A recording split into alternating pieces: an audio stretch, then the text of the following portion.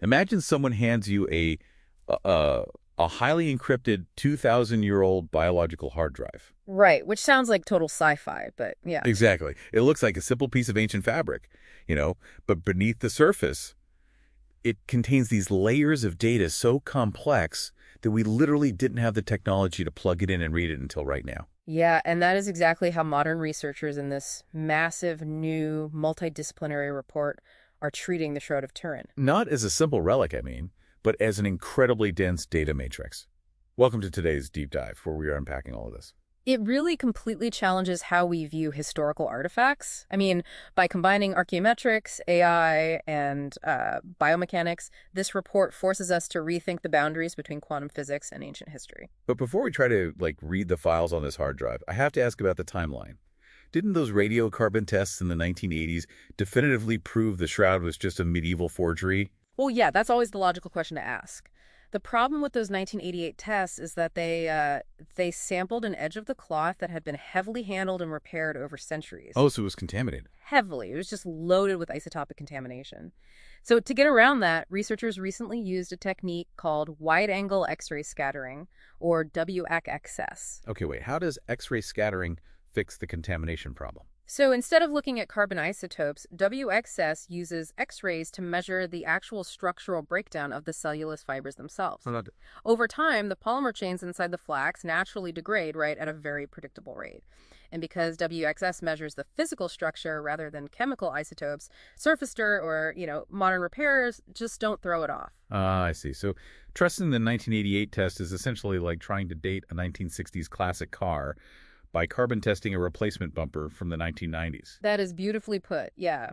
And when they measured the intrinsic degradation of the shroud's fibers, the profile matched perfectly with the securely dated linen from the siege of Masada. Wait, really? The Masada? Yeah, placing its origin right between 55 and 74 AD.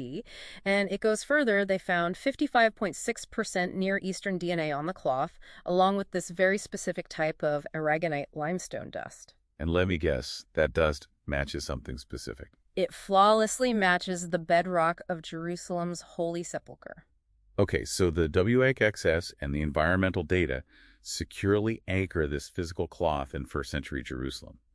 But a 2,000-year-old piece of linen doesn't naturally project a highly detailed photographic image. No, it definitely doesn't. So how did the image actually get burned into the fabric? Well, that is the ultimate mystery here. The image penetrates the fibers to a depth of only 0.2 micrometers. Wow, that is incredibly shallow. Extremely.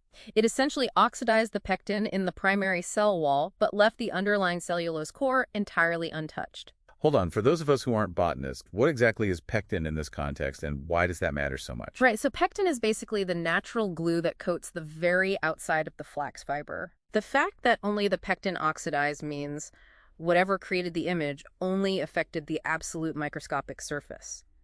Any conventional heat, acid, or paint applied by, say, a medieval artist would have bled deeper. It would have soaked in, right? Exactly, and would have destroyed that inner cellulose core. So it sounds like a microsecond flash sunburn, like something that browns the exact surface of a thread, but just doesn't carry enough heat to ignite the fabric underneath.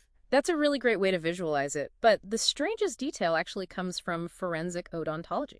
Okay, forensic odontology. So we're talking about teeth now. Yes. On the image of the face, researchers can clearly see the incisal plane, which is the lower teeth, visible through closed lips. Well, you can see the teeth through the skin. How did that even work physically? It's a phenomenon called variable tissue attenuation. Think of how a medical X-ray works. Right, where bone shows up white. Yeah, so thicker tissues, like the upper lip, blocked whatever energy created the image. But the thinner tissue of the lower lip allowed a fraction of that energy to pass through, resulting in the denser lower teeth being projected onto the cloth. Exactly. And this strongly indicates a penetrative vacuum ultraviolet radiation burst. I really want you, the listener, to ponder a logical impossibility here.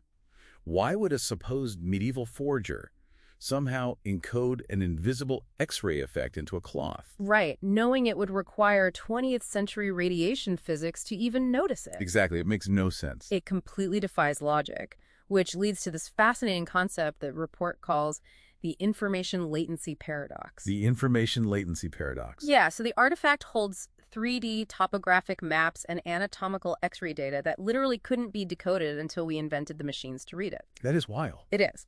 And to make sense of this, the researchers brought in SHIELD 14.0, which is this advanced AI originally designed to defend neural networks. It filters out noise and finds core semantic truths in really complex data sets. Okay, and what happens when an AI like that analyzes a first-century linen? Well, they fed the physical metrics of the shroud, the radiation depth, the tissue attenuation into the AI, and cross-referenced it with the lexical architecture of ancient texts. I'm guessing it found a connection. The AI found a staggering statistical convergence. In other words, the physical mechanisms that created the image perfectly aligned with the exact sequence of events described in the ancient historical records. Wow. So just strictly looking at the data impartially, the shroud operates almost like a forward-looking informational device. Yeah, it really does. It's almost as if it was designed to interface with future empirical analytics. The evidence strongly points to an object functioning as an encrypted storage medium.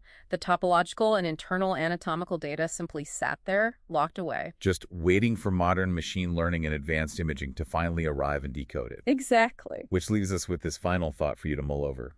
If this ancient piece of linen was literally waiting 1900 years for our technology to catch up and decode its radiation-burned secrets, what other ancient artifacts are sitting in plain sight right now, just waiting for the right algorithm to finally plug in and read